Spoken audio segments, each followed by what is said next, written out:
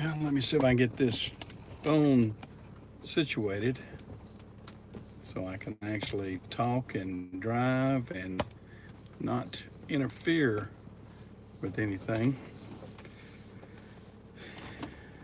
I've had a few people ask about my career in the trucking business, so I thought while I'm driving up to get my new glasses right now, since old man needing new glasses, I would give a little bit of what it was all about when I first started in the trucking business. I got started in 1967. I was a teenager up, up here in Cherryville, North Carolina, and I was asked to come to work at Carolina Freight, which is a large carrier that was based here in our hometown, because they needed a few of the football players to come load freight. So myself and a few of the other football players, after we got off football practice in the fall of '67, we decided to. I had to back up here. My daughter's coming down the road. We got a one-lane road here. One of us is going to have to pull off the road. I don't know which one of us. Looks like she's going to for me. But anyway, I got started, like I said, working at Carolina Freight on the dock.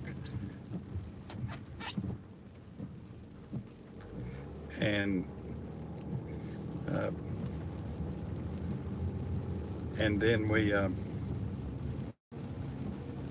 worked there every afternoon for a good many years there. Well, while I was going to high school, every chance I could, I would work at Carolina Freight on the dock. And while I was doing that, because I was also a school bus driver, back then all of us could drive school buses. Well, a lot of us could anyway. We were driving school buses back and forth. And since I lived out in the country, Dad said, "Son, if you want to make a little money and go to school at the same time, I would suggest doing that, because I'm not going to let you drive your car to school." So I did what Dad said, and I drove the school bus. So I made money, a whopping $35 a month, driving a school bus, and did that, and along with playing football in the afternoons. And then after I got off from football practice, I worked at Carolina Freight a couple days a week. And that's how I initially got into the trucking business. As far as that, I enjoyed it. Then after working on the dock a little while, and I always loved mechanical things, I saw the guys and knew some of the guys that were switchers on the yard. And I said, "Man, that's the job for me." I said, "I don't particularly want to load freight all the time." So I had one of my friends that worked on the yard. He was probably 6 or 7 years older than I was, and he was married and everything, and was a regular on the yard. He said, "Sure, come on by. I'll teach you how to run the switcher." So I started doing that when I was still in high school, and enjoyed the heck out of it. I mean, heck, I'm a young kid. I'm 17, 18 years old. I'm out there moving tractor trailer trucks on a big yard that held several hundred trucks and trailers on it.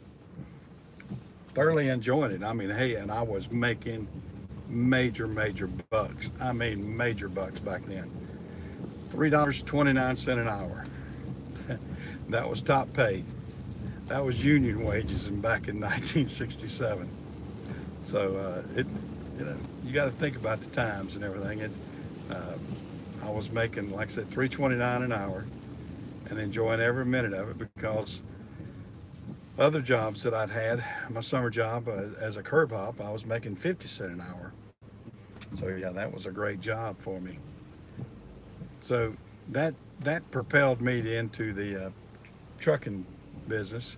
My dad was actually a driver at Carolina Freight, so he was a local driver there. Had driven line haul for a number of years, and then got the local position because he wanted to be around home more, as all of us boys were growing up. I'm one of four boys in my family. My oldest brother uh, was a mechanic all of his life. He also worked at Carolina Freight as a mechanic. Went to Nashville Auto Diesel College, got a good education as a mechanic, and had a good career with that. Worked there, and then after Carolina Freight shut down, he and his son started another business. I'll tell you about that at a later time also. But getting back to my story, I continued working at Carolina Freight, and eventually I got hired regular. And when I got hired regular, then that really changed the dynamics of everything. Is this car broke down? What is that? Okay, there they go. Somebody stopped in front of me. But that changed a lot dramatically. Now, about that time, my girlfriend at the time and I got married.